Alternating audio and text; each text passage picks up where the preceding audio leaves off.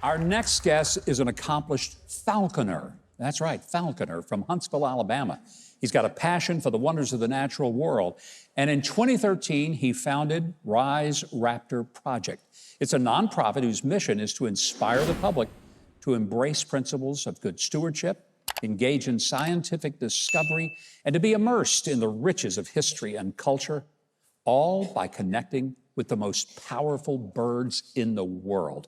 We welcome to the show Curt Cearley and his friends.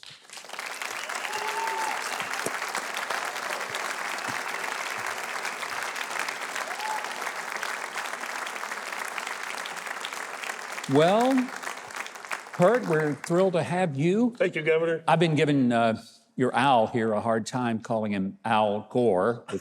Sarah Palin had a great visit with Al backstage. Now tell us about the bird. Well, this is Maximus. So this is one of 8 groups of birds known as raptors, or birds of prey. Owls are one of the nocturnal grouping of those birds. So this particular owl, Maximus, is a Eurasian eagle owl. They are the largest species of owl in the world. Their name, Eurasia, suggests where they're from, Europe and Asia natively. So he is not native, but he is a close cousin to the great horned owl in North America. Does he say who? He does. Now, he can hoot, but as everybody can see, he doesn't give a hoot right now. Oh.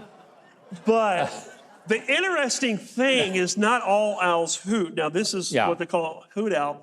And one interesting thing about owls in general is some owls scream, screech, and historically, hundreds of years ago or thousands, they were the source of many ghost stories. Really? Yeah. People thought they were hearing a ghost, they were hearing an owl out of the woods. If you heard a scream or you think without electricity, no lights, you would hear this scream or a laugh, and you may see some kind of light apparition. They got blamed for being ghosts or the embodiment of witches. Well, and now you brought some other friends with you, didn't you? Right.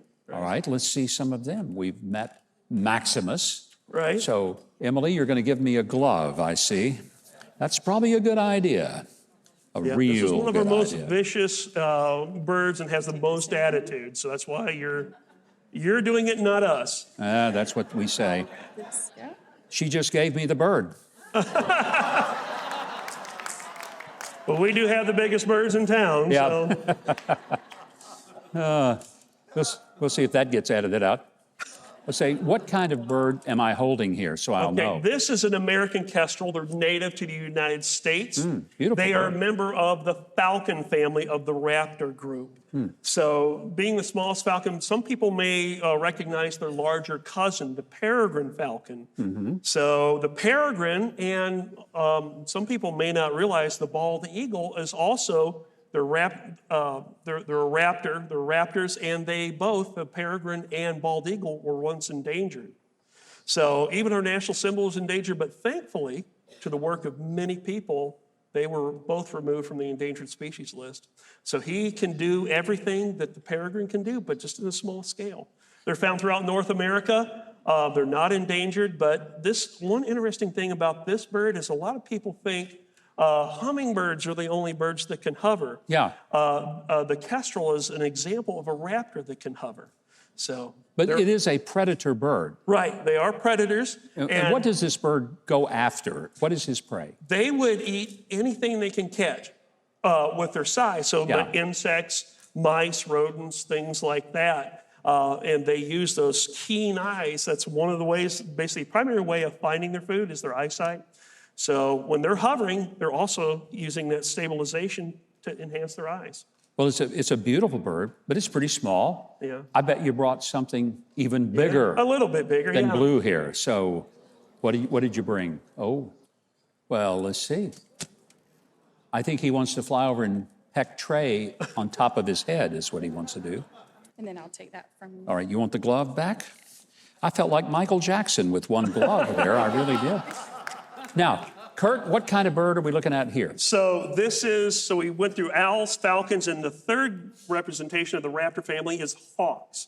This is a red-tailed hawk. As you can see, the reddish, brownish colored tail. He showed us the feathers on cue, right? Yeah. Amazing. So that's what gives this hawk the name, the most common hawk really throughout North America.